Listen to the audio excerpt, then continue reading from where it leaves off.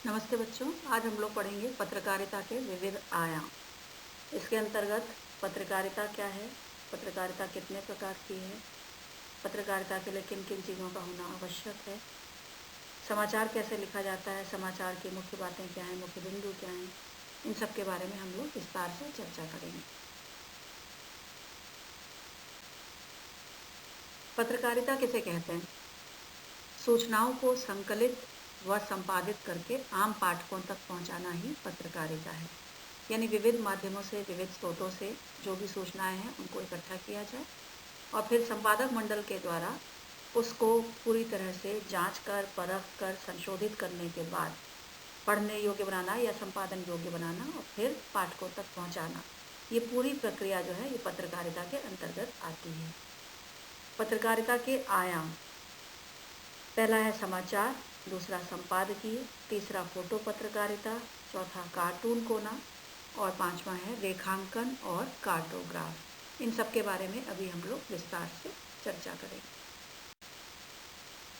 समाचार: समाचार किसी भी ऐसी ताज़ा घटना, विचार या समस्या की रिपोर्ट है जिसमें अधिक से अधिक लोगों की रुचि हो और जिसका अधिक से अधिक लोगों पर प्रभाव पड़ रहा हो। अर्थात नई होनी चाहिए बात, नवीनता होनी चाहिए और जिसको जानने के लिए बहुत सारे लोगों की उसमें रुचि हो और उससे बहुत सारे लोगों को प्रभाव भी लोगों पे पड़ रहा हो। वो सारी घटना जो है वो समाचार कहलाती है। समाचार के मुख्य तत्व कौन कौन से हैं? पहला है नवीनता। नवीनता यानी नयापन। कोई भी पुरानी बात समाचार नहीं हो सकती, समाचार हमेशा नया ही होगा। कुछ नई सूचना, कोई नई जानकारी, कोई नई घटना, कोई नया आयोजन, वो सब समाचार के अंतर्गत आ सकता है। फिर है निकटता। निकटता है यानी जो वर्ग विशेष है, जो व्यक्ति विशेष है, उसके आसपास घटित जो कुछ हो सकता है, उससे उस सूचना का क्या संबंध हो सकता है, वो है निकटता। फिर है प्रभाव। उस समाचार विशेष का प्रभाव किस वर्ग पर पड़ेगा या कितने ज़्यादा लोगों पर उसका प्रभाव पड़ेगा, ये उसकी एक विशेषता होती है या एक विशेष तत्व होता है। जन रुचि: जिस बात को जानने में ज़्यादा से ज़्यादा लोगों की रुचि हो, वो विचार, वो समाचार हमेशा श्रेष्ठ होता है। टकराव या संघर्ष: कई बार ऐसे कोई समाचार होते हैं जिसमें कुछ विशेष व्यक्तियों का आपस में मतभेद हो सकता है, मनभेद हो सकता है, टकराव या संघर्ष की स्थिति आ सकती है। तो समाचार लिखते समय इस बात पर हमेशा ध्यान दिया जाता है कि उसमें भाषा का ऐसा संतुलन कायम रखा जाए कि इस प्रकार के टकराव और संघर्ष को बिल्कुल संतुलित और व्यवस्थित रूप से प्रदर्शित किया जाए। किसी भी एक पक्ष की ओर मत होते हुए, एक पक्ष की ओर रहते हुए अपनी बात ना लिखी जाए। फिर महत्वपूर्ण लोग: जब कोई समाचार लिखा जाता है या संपादित किया जाता है तो उसमें हमेशा ये ध्यान रखा जाता है कि जो महत्वपूर्ण लोग हैं उस समाचार से जुड़े हुए लोग, उनकी कौन सी स्थिति हम दर्शाना चाहते हैं या उनको हम किस तरह से प्रस्तुत करना चाहते हैं, वहाँ पर भी बहुत अधिक सावधानी रखने की आवश्यकता होती है। विशेष रूप से जो महत्वपूर्ण समाज के जो महत्वपूर्ण लोग हैं उनसे जुड़ी हुई जो बातें हैं, उनसे जुड़ी हुई जो खबरें हैं, वो विशेष स्थान रखती हैं समाचार में। जैसे उदाहरण के तौर पर अभी हाल में ही स्वर कोकिला लता जी का स्वर्गवास हुआ, तो अधिकांश लोग उनके बारे में जानकारी प्राप्त करना चाहते हैं। अधिकतर लोगों के ऊपर उस समाचार का प्रभाव पड़ेगा, तो वो समाचार जो है वो संपादित करना प्राथमिकता की दृष्टि से सबसे पहले लिखा जाएगा। फिर उपयोगी जानकारियाँ: कई बार समाचारों के माध्यम से हमें बहुत सी उपयोगी जानकारियाँ भी प्राप्त हो जाती हैं। जैसे समाचार के माध्यम से कि भाई कल फलाने फलाने क्षेत्र में मतदान होना है और मतदान के लिए ये व्यवस्था कर ली गई है, या इतनी टुकड़ियाँ जो हैं वो इस कार्य के लिए रवाना हो चुकी हैं, इस तरह की कोई जानकारी, या इस मार्ग को फिलहाल बंद कर दिया गया है, इस तरफ से जाने वाले वाहन इस तरफ से होकर जाएंगे, ये सारी जानकारियाँ हमको समाचार के माध्यम से भी प्राप्त हो जाती हैं। फिर अनोखापन: हमेशा समाचार वही लोगों को आकर्षित करता है जिसका कुछ नया अंदाज हो, जिसमें कुछ नई बात हो, जिसको कुछ नए ढंग से प्रस्तुत किया जाए। लेकिन नए ढंग से प्रस्तुत करने के लिए ये ध्यान रखना है कि हमें उसमें कहीं भी भ्रांति या शंका को स्थान नहीं देना है। जो भी बात कहनी है वो सत्यता पर आधारित होनी चाहिए। फिर पाठक वर्ग: हमेशा ये देखा जाता है कि उस समाचार विशेष से जुड़ा हुआ पाठक वर्ग कौन सा है। उदाहरण के तौर पर आर्थिक दृष्टि से जो लोग काम कर रहे हैं या जो अर्थ क्षेत्र से जुड़े हुए लोग हैं, वो हमेशा अर्थ से जुड़े हुए जो अर्थ जगत के समाचार हैं उनको पढ़ना चाहेंगे तो उनके लिए वो समाचार होगा। जो साहित्यिक दृष्टि से हैं उनको साहित्यिक दृष्टि से होगा। जो राजनीति की दृष्टि से जुड़े हुए हैं उनको राजनीति वाले समाचार प्रभावित करेंगे। तो पाठक वर्ग के अनुसार भी समाचारों को संपादित किया जाता है। फिर है नीतिगत ढांचा, जिसको हम संपादकीय नीति कह सकते हैं। इसमें पूरा संपादक मंडल, या आप कह सकते हैं कि पूरी पत्रकारिता की जो स्थिति है वो सामने आ जाती है।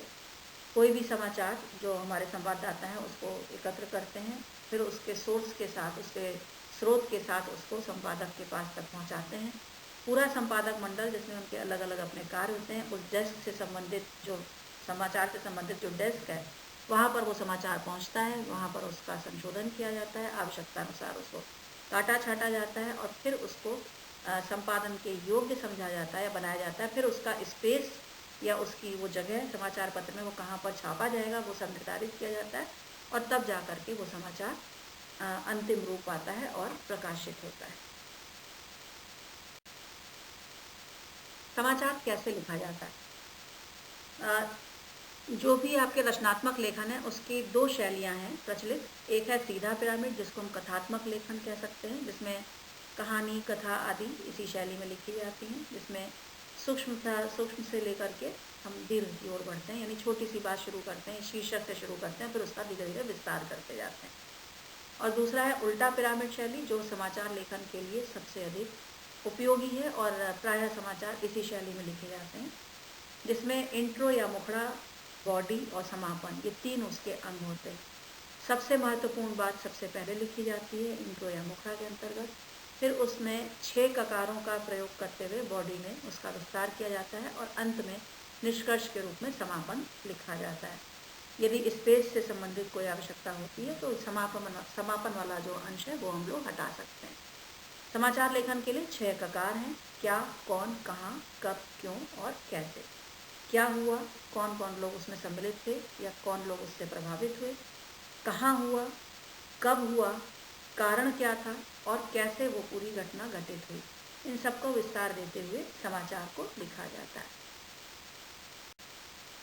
संपादकीय संपादकीय पृष्ठ किसी भी समाचार पत्र का मुख्य पृष्ठ होता है। समाचार पत्र के पूरे संपादक मंडल द्वारा किसी घटना या समाचार पर राय प्रकट करना ही संपादकीय है। इसीलिए संपादकीय में किसी भी लेखक का नाम नहीं होता, क्योंकि वो पूरे संपादक मंडल की राय होती है। संपादन के सिद्धांत या पत्रकारिता के मूल्य मुख्य रूप से जो हैं, पहला है तथ्यों की शुद्धता यानी एक्यूरेसी। जो भी बात लिखी जा रही है, जो भी कुछ संपादित किया जा रहा है, उसमें ध्यान रखा जाता है कि जो भी बात कही जा रही है वो बिल्कुल सटीक हो, शुद्ध हो, उसमें किसी भी प्रकार की अपने आप से कोई राय मिलाने की उसमें आवश्यकता नहीं होती। वस्तुपरकता या ऑब्जेक्टिविटी, अर्थात अगर उस कथन को या उस सूचना को या उस समाचार को कोई भी व्यक्ति उसका आकलन करता है तो वो हमें जो भी हमने तथ्य उसमें दिए हैं वो तथ्य वैसे के वैसे ही पाए जाएं, यानी कोई किसी भी तरह से जांचा जाए तो उसमें किसी प्रकार की कोई शंका की स्थिति सामने ना आए। निष्पक्षता यानी फेयरनेस, जैसा पहले ही कहा कि संपादन के लिए या पत्रकारिता के लिए निष्पक्ष होना सबसे अधिक आवश्यक है। भले ही हमारी राय उससे सहमत हो या ना हो, लेकिन जो कुछ जैसा है हमको वैसा ही वहाँ पर संपादित करना होता है, ये उसकी विशेषता है। फिर संतुलन या बैलेंस, जो भी बात लिखी जा रही है उसमें मान लीजिए 2 या 2 से अधिक पक्ष हैं तो सबके प्रति हमारा संतुलन स्पष्ट रूप से दिखाई देना चाहिए। ऐसा नहीं कि किसी एक बात को तो हम बहुत बढ़ा चढ़ा कर लिखें और किसी दूसरी बात पर हम कोई विशेष ध्यान ना दें, यानी संतुलन रखना सबसे अधिक ज़रूरी है पत्रकारिता के लिए। और फिर है स्रोत, सोर्सिंग या एट्रीब्यूशन, कोई भी बात जो छापी जा रही है, जिसका मुद्रण हो रहा है, जो संपादन हो रहा है, वो हमें कहाँ से जानकारी प्राप्त हुई है, उसका सोर्स क्या है। मतलब मनगढ़ंत तो नहीं है, कहीं ना कहीं से वो बात हमें पता लगी है, किसी के माध्यम से हमें जानकारी हुई है, तभी हम उसको प्रस्तुत करते हैं संपादक के रूप में, संपादन के रूप में या पत्रकारिता के किसी भी माध्यम के रूप में। तो स्रोत का पता होना भी, स्रोत का वर्णन करना भी उसके लिए आवश्यक होता है। फोटो पत्रकारिता, फोटो के माध्यम से कोई अहम सूचना या विचार अभिव्यक्त करना ही फोटो पत्रकारिता कहलाती है। मतलब जिसमें बहुत कुछ लिखने की आवश्यकता नहीं होती, केवल फोटो के माध्यम से ही हम अपनी बात को स्पष्ट कर सकते हैं। टेक्नोलॉजी की सहायता से अब यह पत्रकारिता काफ़ी बढ़ गई है। जो बात शब्दों से नहीं कही जा पाती वो चित्रों के माध्यम से आसानी से कही जा सकती है और उसका बहुत अधिक गहरा प्रभाव भी पड़ता है। उदाहरण के तौर पर आप देख सकते हैं, एक यहाँ पर चित्र बना हुआ है जिसमें एक बच्चे को बस्ता उठाए हुए दिखाया गया है और माँ को इस बात की चिंता है कि बाल श्रम जो है वो वास्तव में अच्छी चीज़ नहीं है और उसने अपने बच्चे के बस्ते को उठाने के लिए दूसरे बच्चे को रख लिया है। तो सही माने में ये एक बहुत बड़ा कटाक्ष है और इसके माध्यम से एक अच्छी पत्रकारिता की जा सकती है। फिर कार्टून कोना, ये लगभग सभी समाचार पत्रों में होता है। एक कार्टून के माध्यम से किसी भी सजीव बात को या किसी भी जो आपकी तात्कालिक घटना है या जो इसकी आवश्यकता है, जो प्रासंगिक है, उस पर धारदार टिप्पणी की जा सकती है। मतलब खाली कार्टून के माध्यम से ही हम बहुत बड़ी बात लिख सकते हैं या कह सकते हैं। आप यहाँ पर देख सकते हैं, जैसे रेल बजट एक बना जिसमें दूध बेचने वालों को आधा किराया लगेगा, ऐसी घोषणा की गई। तो जो घूमने फिरने लोग भी जा रहे हैं वो भी अपने साथ हाथ में एक दूध का कंटेनर लेके जा रहे हैं ताकि उनका किराया आधा हो जाए। तो ये एक तरह से कार्टून, कहने को कार्टून है लेकिन एक बहुत धारदार टिप्पणी है लोगों की मानसिकता पर कि लोग किस तरह से अपने आप को प्रस्तुत करके किसी भी प्रकार का लाभ प्राप्त करने की कोशिश कर लेते हैं। फिर तीसरी इसमें जो नेक्स्ट चीज़ है वो रेखांकन या कार्टोग्राफ। इसके माध्यम से क्रिकेट के स्कोर से लेकर मतगणना व सेंसेक्स तक के आंकड़े प्रस्तुत किए जाते हैं। इसका प्रयोग समाचार पत्रों के साथ साथ टेलीविज़न पर भी होने लगा है। रेखाओं के माध्यम से ग्राफ बनाते हुए उसकी कम ज़्यादा करते हुए या पिछली जो भी गणना थी उस गणना से आज की तुलना करते हुए इस तरह के जो ग्राफ प्रस्तुत किए जाते हैं वो रेखांकन और कार्टोग्राफ की श्रेणी में आते हैं और इसका प्रयोग आजकल काफ़ी बढ़ गया है। किसी भी पत्रकारिता की महत्वपूर्ण इकाई में पत्रकार या संवाद रहते हैं और ये पत्रकार ही हमें तरह तरह की सूचनाएं एकत्र करके पहुंचाते हैं संपादक मंडल तक, जो कि बाद में प्रकाशित या प्रसारित होती हैं। तो पत्रकार 3 तरह के होते हैं: पूर्णकालिक, अंशकालिक और फ्रीलांसर। पूर्णकालिक पत्रकार जो किसी समाचार संगठन में काम करने वाले होते हैं और नियमित वेतनभोगी कर्मचारी होते हैं। मतलब इनको एक निश्चित समय पर वेतन मिलता है और ये किसी भी संस्था या किसी समाचार संगठन के साथ पूरी तरह से जुड़े होते हैं। अंशकालिक पत्रकार जो किसी समाचार संगठन के लिए एक निश्चित मानदेय पर आंशिक रूप से काम करने वाला पत्रकार होता है। यानी वो उसका वेतनभोगी नहीं है, उसको हर महीने तनख्वाह नहीं मिल रही है, लेकिन निश्चित मानदेय पर थोड़े समय के लिए काम करता है। फ्रीलांसर पत्रकार जो किसी एक समाचार संगठन से जुड़ा हुआ नहीं होता, बल्कि भुगतान के आधार पर अलग अलग अखबारों के लिए लिखता है। यानी जहां उसको जो भी कुछ वो लिखना चाह रहा है, जो भी कुछ उसके पास जानकारी है, वो अपनी इच्छा अनुसार किसी भी समाचार संगठन से जा कर के उसके बारे में बात करता है। वो अपनी जो भी उसकी जानकारी वो प्रस्तुत करता है, उसके बदले में वो मानदेय प्राप्त करता है और वो एक समय में एक से ज़्यादा समाचार पत्रों के साथ भी काम कर सकता है। वो है फ्रीलांसर, यानी जो अपनी इच्छा अनुसार काम करे। पत्रकार के लिए 4 बातें बहुत ज़रूरी हैं, इसको हम 4 व्याख्यान कर सकते हैं। पहला सच्चाई, दूसरा संतुलन, तीसरा निष्पक्षता और स्पष्टता। सच्चाई यानी जो भी बात वो कह रहे हैं वो सत्यता पर आधारित हो, कहीं से भी सुनी सुनाई बात या अपने मन से कोई बात वो नहीं प्रस्तुत कर सकते। संतुलन बनाए रखना बहुत अधिक आवश्यक है। अपनी राय या अपनी मानसिकता को हम कहीं पर जोड़ करके किसी को ज़्यादा अच्छा, किसी को ज़्यादा खराब, किसी के लिए ज़्यादा, किसी के लिए कम नहीं कर सकते। वहाँ पर हमें एक संतुलन बनाना आवश्यक होता है। निष्पक्षता, जैसा कि वही बात आ गई कि निष्पक्ष होना ज़रूरी है। जो कुछ जैसा है, जैसी हमें सूचना मिल रही है, जो कुछ सामने दिखाई दे रहा है, जो कुछ हमें प्राप्त हो रहा है, हम उसको वैसे का वैसा ही रखेंगे। किसी भी प्रकार के पक्षपात की स्थिति वहाँ पर नहीं होती। और स्पष्टता, अपनी बात को साफ साफ स्पष्ट रूप से कहना, बात को घुमा फिरा कर तोड़ मरोड़ कर प्रस्तुत करना पत्रकार के लिए संभव नहीं है। तो ये 4 मुख्य बातें हैं जो उनकी वैसाखियों के रूप में हमेशा उनके साथ रहती हैं। यह पत्रकार के लिए यह 4 बातें, 4 गुण का होना बहुत अधिक आवश्यक है। पत्रकारिता के प्रकार, पहली है खोजी पत्रकारिता या खोज परख पत्रकारिता। भ्रष्टाचार, अनियमितता या गड़बड़ी को उजागर करने वाली पत्रकारिता को खोजी पत्रकारिता या स्टिंग ऑपरेशन कहते हैं। यानी ऐसी बातें जो किसी को पता नहीं है लेकिन चल रही हैं। खास तौर से ये कहीं ना कहीं कार्यालयों से जुड़ा हुआ होता है। तो जो ऐसी बात है जो सबके सामने नहीं है उसको ढूंढ ढांड कर पता करना और उसको ला करके सबके सामने प्रस्तुत करना खोजी पत्रकारिता के अंतर्गत आता है। दूसरा है विशेषीकृत पत्रकारिता। किसी विषय विशेष या किसी विषय क्षेत्र से में की जाने वाली पत्रकारिता को विशेषीकृत पत्रकारिता कहा जाता है। इसके लिए उस विषय में विशेष ज्ञान होना आवश्यक है। पत्रकारिता में विषय के आधार पर 7 प्रमुख क्षेत्र हैं। एक है संसदीय पत्रकारिता, न्यायालय पत्रकारिता, आर्थिक पत्रकारिता, खेल पत्रकारिता, विज्ञान और विकास पत्रकारिता, अपराध पत्रकारिता, फैशन तथा फिल्म पत्रकारिता। ये अलग अलग 7 क्षेत्र हैं जिन पर विशेषीकृत पत्रकारिता की जा सकती है या की जाती है। वॉच डॉग पत्रकारिता, जैसा नाम से ही समझ में आ रहा है, किसी के कामकाज पर निगाह रखते हुए, विशेषतः सरकार के कामकाज पर निगाह रखते हुए किसी गड़बड़ी को उजागर करना वॉच डॉग पत्रकारिता कहलाती है। एडवोकेसी पत्रकारिता, किसी खास मुद्दे को उछालकर उसके पक्ष में जनमत बनाने का लगातार अभियान चलाना एडवोकेसी पत्रकारिता या पक्षधर पत्रकारिता कहलाती है।